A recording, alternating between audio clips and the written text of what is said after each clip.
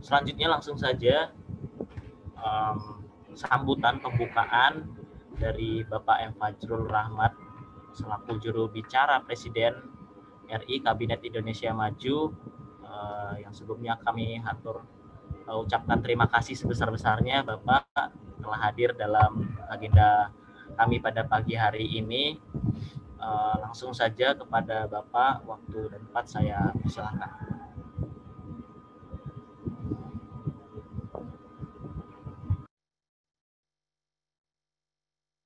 Assalamualaikum warahmatullahi wabarakatuh. Terdengar ya, Bu Yuda Mustaqim? Terdengar ya. Terdengar, Pak. Alhamdulillah. Terdengar ya. Assalamualaikum warahmatullahi wabarakatuh. Bismillahirrahmanirrahim. Namo Buddhaya, salam kebajikan, Om Swastiastu, dan selamat pagi untuk sahabat-sahabatku, ribuan relawan promotor dari Jago Preventif. Saya juga mengucapkan selamat kepada Jago Preventif oleh karena menjadi top 21 dari pelayanan publik dari Kementerian PAN dan ARD. Kalian adalah pahlawan kami, kalian adalah pahlawan Indonesia. Selamat sekali lagi. Dan tekanan bahwa teman-teman Jago Preventif yang speak up dari sukseskan vaksinasi, di mana upaya mencegah lebih baik daripada mengobati, itu merupakan slogan yang menurut saya pasti akan menarik hati dan juga pikiran dari semua masyarakat Indonesia. Sekali lagi terima kasih. Kemudian saya harus mengatakan dengan hormat kepada Dr. Imran Agus Nur Ali SPKO, Direktur Promosi Kesehatan dan Pemberdayaan Masyarakat dari Kementerian. Selamat pagi juga kepada Menkes, sahabat saya Pak Budi Gunadi Sadikin. Kami sama-sama dari ITB, beliau dari Fisika. Menteri Kesehatan dari Fisika, kalau saya jubir Presiden dari Kimia, Pak. Jadi cocok ini, dari Fisika dan Kimia, dari Fakultas Matematika dan Ilmu Pengetahuan Alam ITB, tiba-tiba diminta oleh Presiden, Pak Budi Gunadi sebagai Menteri Kesehatan, saya dari jurusan Kimia sebagai juru bicara Presiden Republik Indonesia. Jadi, dimanapun, apapun asal Anda, bisa berbakti untuk Republik ini. Demikian juga teman-teman dari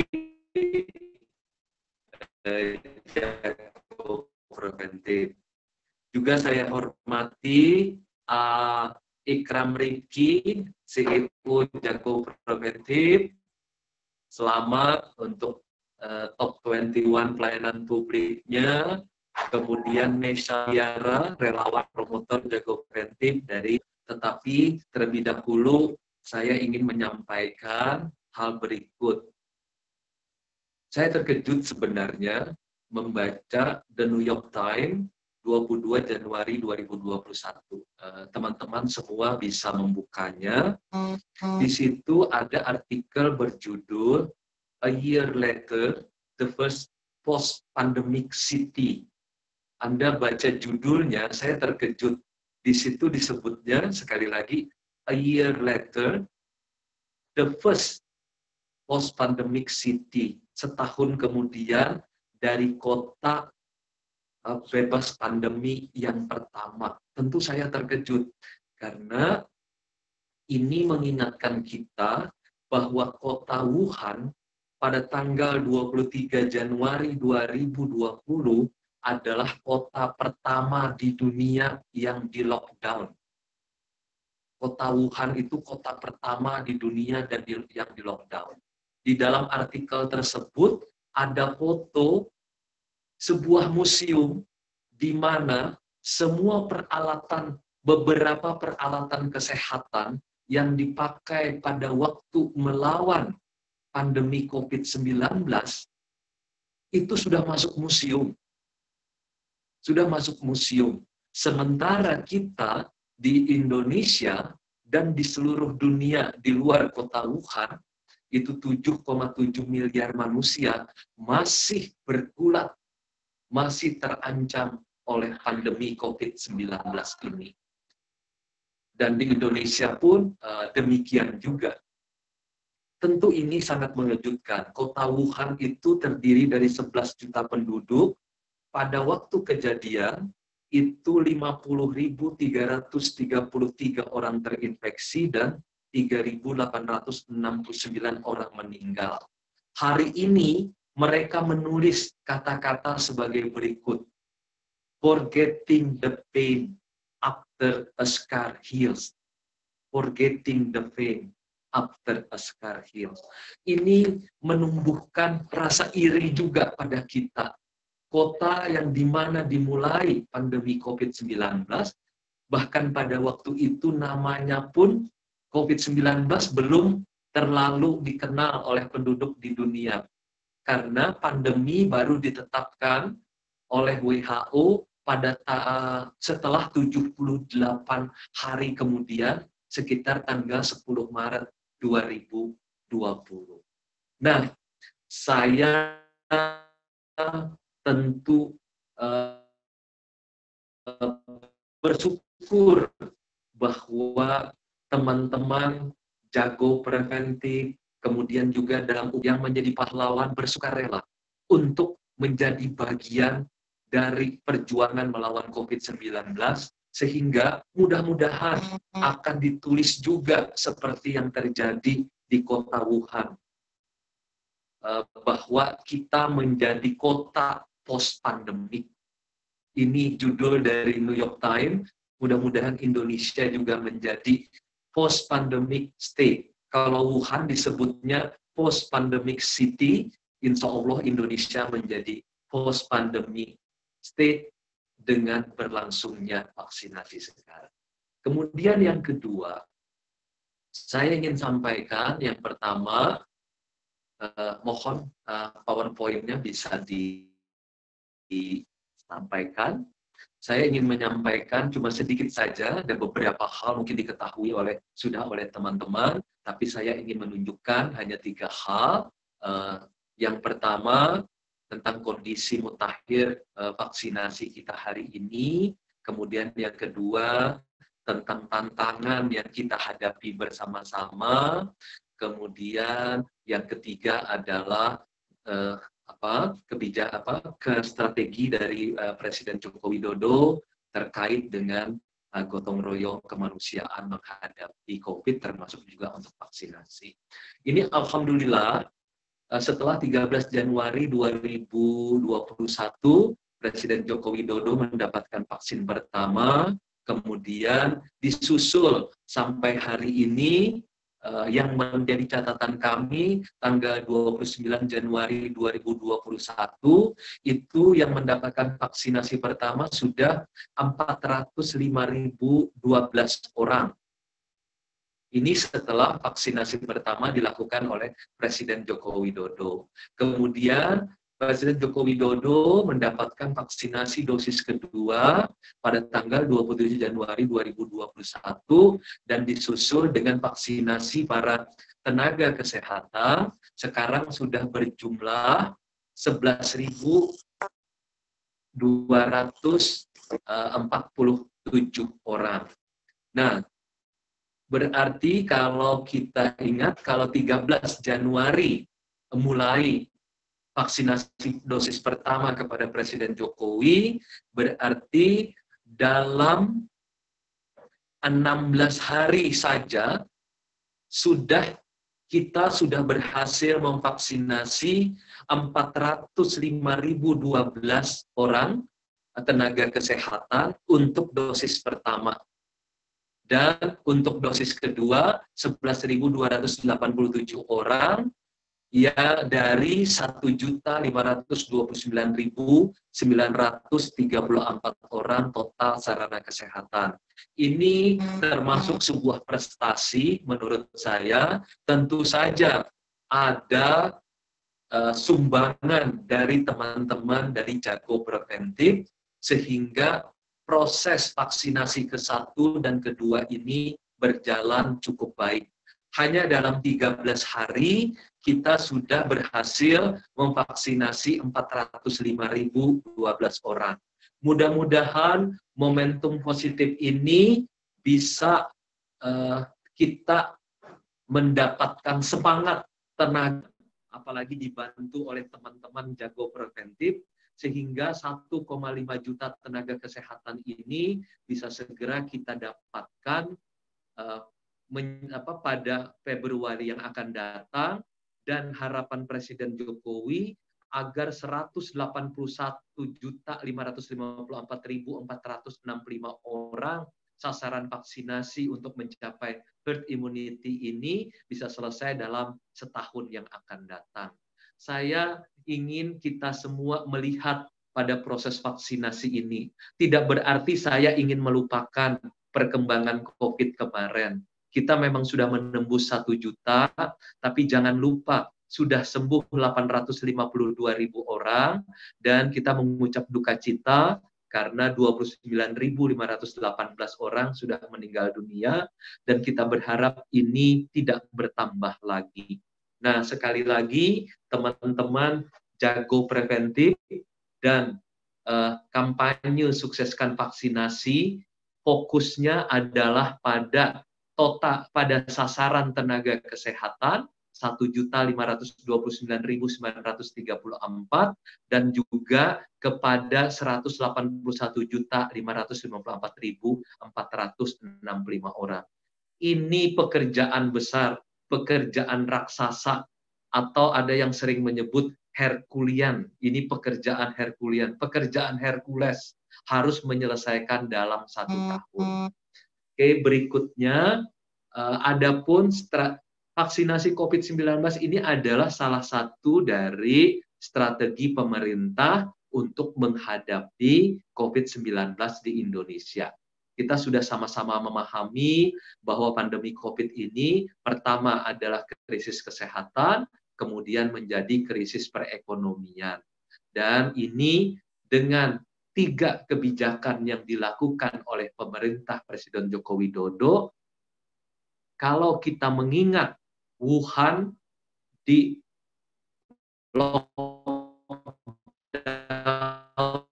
23 Januari yang lalu, juga Kabinet Indonesia Maju, Presiden Joko Widodo selalu mengadakan rapat, dan salah satu upayanya adalah menyelamatkan 245 orang masyarakat Indonesia yang tinggal di Provinsi Hubei. Kemudian yang di Wuhan saja ketika di lockdown itu 93 orang. Presiden Joko Widodo memerintahkan menyelamatkan mereka, menjemput mereka itu pada tanggal 2 Februari 2020.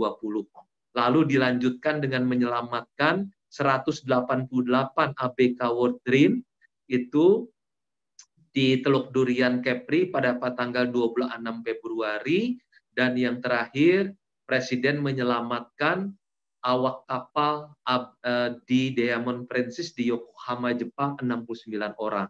Jadi sejak pecahnya pandemi itu Presiden sudah bergerak cepat dengan Kabinet Indonesia Maju menyelamatkan orang-orang Indonesia yang ada di Wuhan, Hubei, Tiongkok, di Yokohama, kemudian di kapal-kapal ABK, sampai kemudian kita kerjakan pada hari ini. Jadi tindakan cepat di masa krisis, tepat dan presisi, itulah yang dikerjakan oleh Presiden Joko Widodo dengan kabinetnya. Berikutnya, sedikit mengulang, ada 3 strategi yang dikerjakan oleh pemerintah di dalam menghadapi COVID-19. Yang pertama itu saya sudah sampaikan, yaitu penyelamatan warga Indonesia yang berada di luar negeri, khususnya pada waktu itu di kota Wuhan dan Hubei. Lalu kemudian pada tanggal 2 Maret 2020, pemerintah mulai mencanangkan, yaitu 3M, memakai masker, mencuci tangan, dan menjaga jarak. Kemudian juga 3T, tracing, testing, dan treatment. Dan kemudian yang ketiga adalah vaksinasi. Dan hari ini kita masuk kepada persoalan vaksinasi COVID-19. Berikutnya. Nah, adapun selama hampir 1 tahun ini, kami secara sederhana melihat ada 3 tantangan vaksinasi sekarang. Yaitu yang pertama, yaitu pada dimensi keagamaan. Yaitu masyarakat masih mempermasalahkan vaksin dengan alasan keagamaan. Yang kedua, dari dimensi pengetahuan, yaitu tentang soal aman dan efektifnya. Yang ketiga, dari dimensi komunikasi, yaitu misinformasi dan disinformasi. Yang keempat, yaitu kerjasama antar para pihak atau kerja pentahelik untuk menghadapi ini. Dan yang kelima, yaitu terkait pelaksanaan vaksinasi. Pelaksanaan sudah kita lakukan sejak tanggal 13 Januari 2021. Berikutnya, untuk dimensi keagamaan, alhamdulillah kita sudah mendapatkan fatwa halal dan suci untuk vaksin Sinovac itu dengan fatwa nomor 02 tahun 2021 pada tanggal 8 Januari 2021 dari Majelis Ulama Indonesia. Mudah-mudahan ini nanti yang bisa disampaikan juga oleh teman-teman jago preventif disukseskan vaksinasi.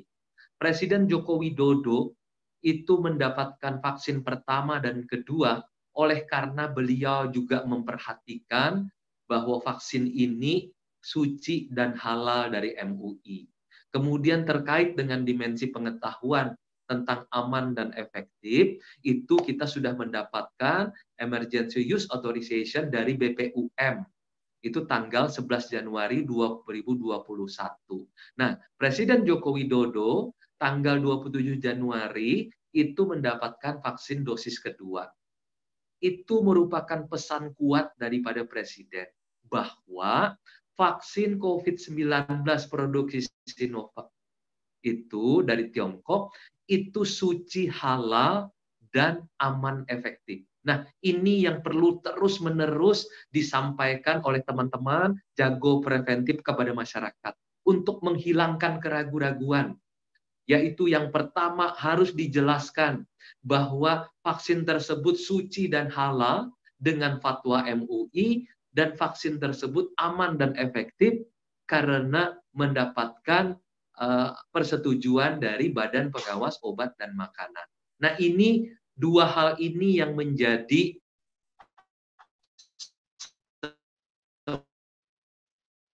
semacam spesifikasikan vaksin pada mereka siapapun 181 juta masyarakat Indonesia. Presiden Joko Widodo itu mendapatkan vaksin Sinovac 2 kali karena beliau yakin bahwa vaksin itu suci, halal, dan aman efektif, dan vaksinnya sama persis dengan yang disuntikan kepada 1,5 juta tenaga kesehatan, sama persis dengan vaksin yang akan disuntikan kepada 181 juta masyarakat Indonesia. Itu yang prioritas yang harus kita sampaikan kepada publik, karena dua hal ini yang hampir 1 tahun kami harus hadapi terus-menerus. Nah, ini juga tentu dihadapi oleh teman-teman selama 9 bulan sebagai relawan promotor selama ini. Selain mempromosikan 3M dan 3T. Berikutnya, adapun hal ketiga yang juga kita hadapi adalah misinformasi atau disinformasi.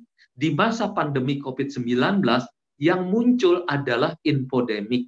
Kenapa menjadi infodemik? Secara ilmiah bisa diterangkan, misalnya saya mendapatkan jurnal dari peneliti MIT 2019. Studi mereka tentang Twitter, false news travel faster than true stories. Pelakunya bukan bot, pelakunya manusia. Apa kesimpulan mereka? Di Twitter itu informasi tidak benar menyebar 6 kali lebih cepat dan jumlahnya 10-20 kali lebih banyak daripada informasi benar. Nah, ini tantangan daripada jago preventif juga.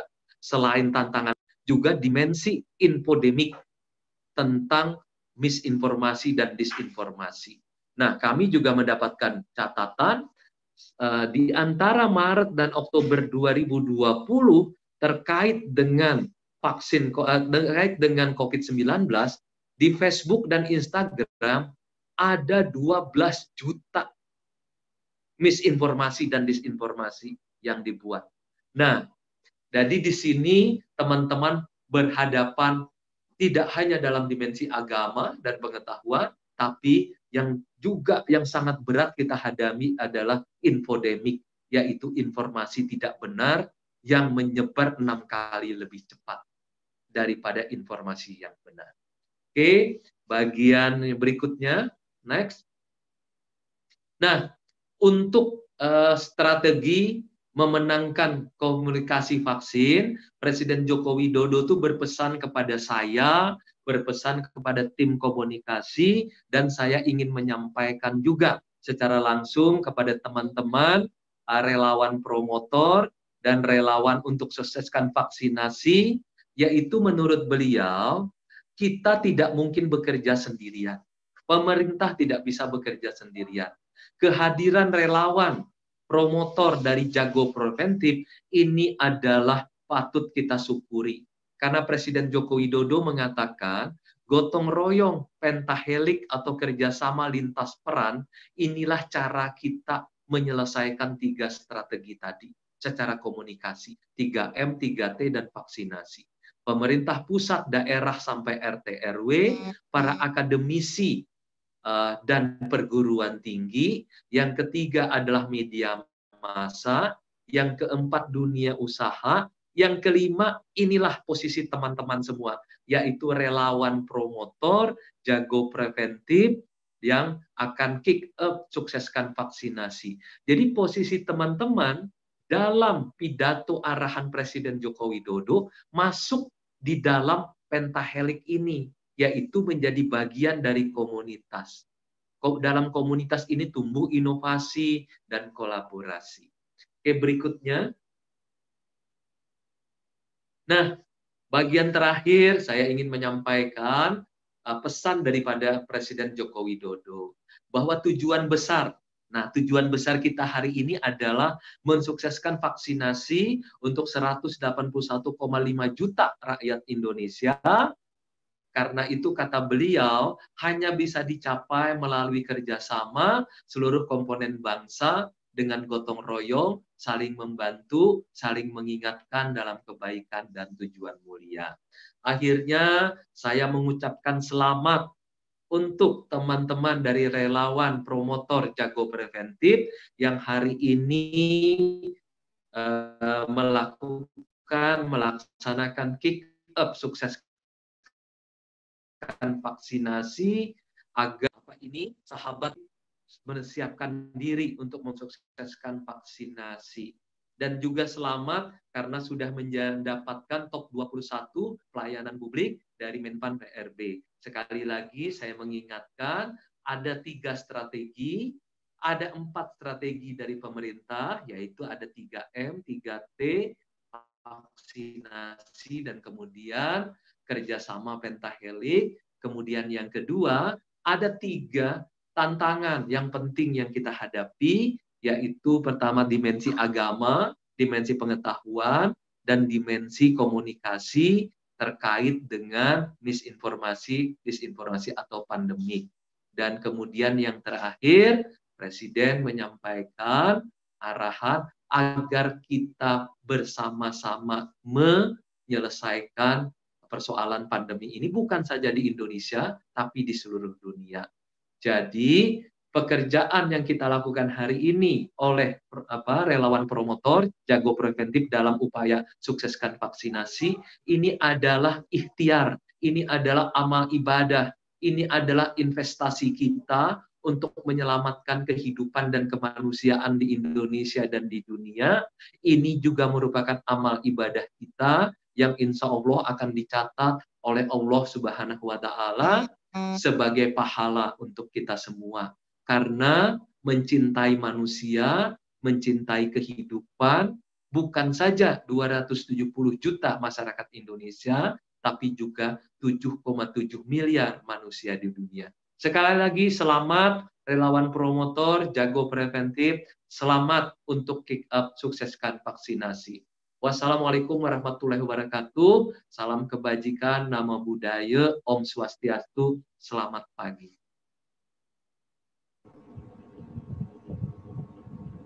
Baik, kami ucapkan terima kasih sebesar-besarnya yang sambutan pembuka yang telah disampaikan oleh Bapak Fajrul selaku juru bicara Presiden RI Kabinet Indonesia Maju. Dan juga kami ucapkan terima kasih kepada jajaran Bapak Jubir, dan kami sekali lagi menyampaikan mohon supportnya Bapak dan juga dari teman-teman semuanya untuk menyukseskan acara kami ini, agenda kami mengenai launching sahabat jago preventif, siap jadi jago preventif, siap sukseskan vaksinasi. Sekali lagi kami ucapkan terima kasih atas kehadirannya Bapak dan selamat bertugas kembali.